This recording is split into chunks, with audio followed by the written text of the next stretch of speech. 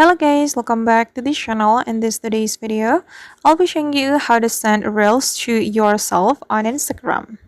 Okay, let's get into it. Here I have opened my Instagram application, and first thing first, I'm going to look for a reel I want to send to myself. I'm just going to click on this icon to find the reel, and I'm going to share this reel, guys. For example, we can click on the send button or share button.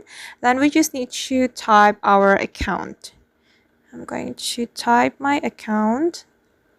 Okay, this is my own account. I'm just going to click on it, and we just need to click on send to send the reel.